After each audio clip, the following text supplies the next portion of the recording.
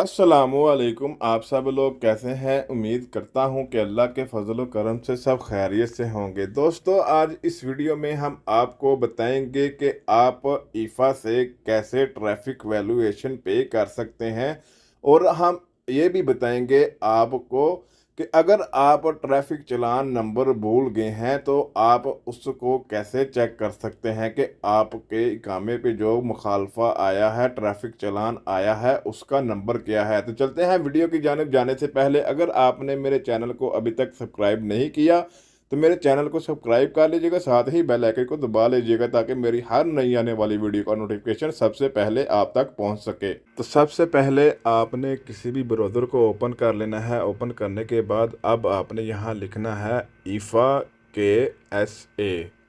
ईफा के S A लिखने के बाद आपने गो वाले बटन के ऊपर क्लिक कर देना है। क्लिक करने के बाद अब आप आ जाइए इस पेज पे। यहाँ लिखा होगा अलमसना वतनिया लिल मुखालफात।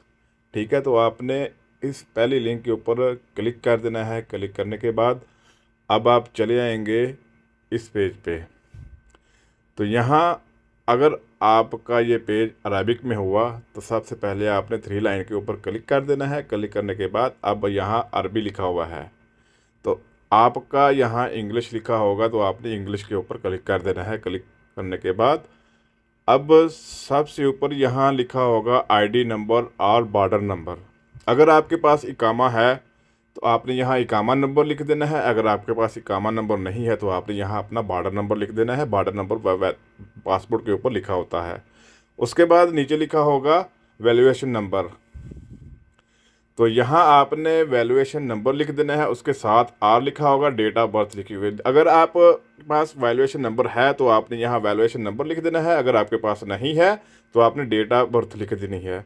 तो ये भी हम आपको तरीका बताएंगे अगर आप अब वैल्यूएशन नंबर कैसे निकाल सकते हैं इसी वीडियो के अंदर।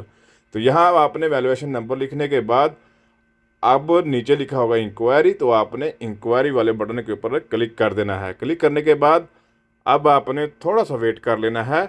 तो यहाँ आपके मुखालफे की जो भी आपको ग्रामा आया होगा मरूर की तरफ से, उसकी तमाम डिटेल आ जाएगी। सबसे ऊपर वैल्यूएशन आईडी लिखा होगा, उसके बाद वैल्यूएशन नंबर लिखा होगा। तो उसके बाद ये काफ़ी ज़्यादा डिटेल लिखी हुई है, तो यहाँ से आप चेक कर सकते हैं कि आपको किस चीज़ का और कहाँ पे आपको मुखालफा आया है।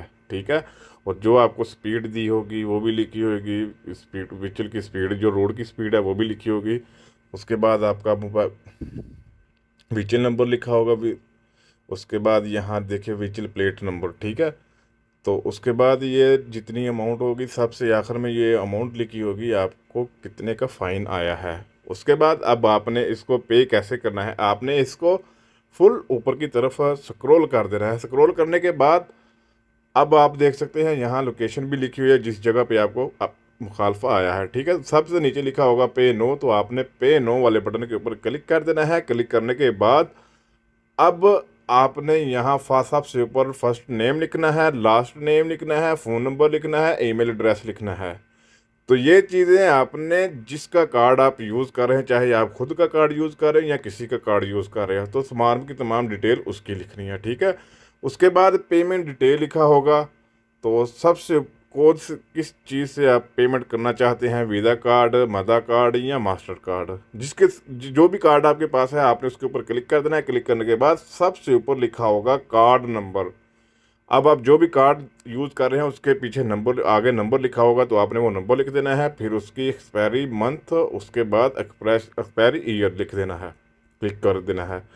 उसके बाद कार्ड की बैक साइड पे सीवीसी नंबर लिखा होगा, सीवीएन, तो आपने वो नंबर इस दायरे के अंदर लिख देना है।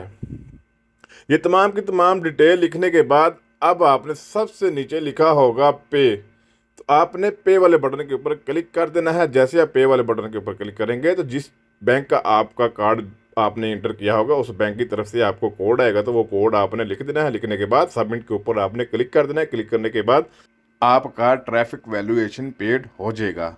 तो अब हम आपको बताते हैं कि अगर आपके पास वैल्यूएशन नंबर नहीं है, आपको मैसेज आया था, गलती से आपने उसको डिलीट कर दिया और अब आपको चालान नंबर नहीं पता, तो वो चालान नंबर आप कैसे निकाल के तो फिर यहाँ पे चेक कर सकते हैं कि हमारा चालान नंबर क्या है। फिर आप कैसे वैल्यूएशन चेक कर सकते हैं, तमाम की तमाम डिटेल। ठीक है, तो सबसे ऊपर सेम आपने आईडी नंबर रहने देना है जो आपने पहले लिखा हुआ था। उसके नीचे लिखा होगा वैल्यूएशन नंबर, वो तो आपने छोड़ देना है, आपको पता नहीं है। तो उसके साथ लिखा होगा डेट ऑफ बर्थ, तो आपने यहाँ डेट ऑफ बर्थ लिख देनी है। ठीक है, जो भी आपकी डेट ऑफ बर्थ हो तो वो आपने डेट ऑफ बर्थ लिखनी है, ईयर सेलेक्ट करना है, फिर मंथ सेलेक्ट करना है, फिर जो डेट होगी उस डेट के ऊपर आपने क्लिक करके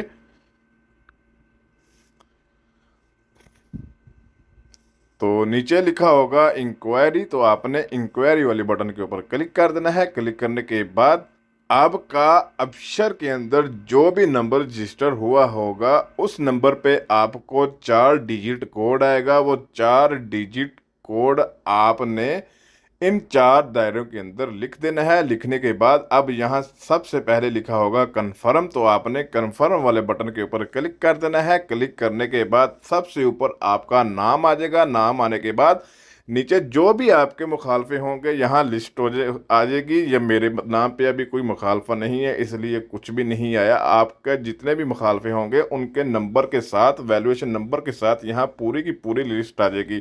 तो ये था चेक करने का तरीका। तो मिलते हैं हम आपको नेक्स्ट वीडियो में। उतनी देर के लिए अपना ख्याल रखिएगा, हमें दीजिए इजाज़त। अल्लाह हाफिज़।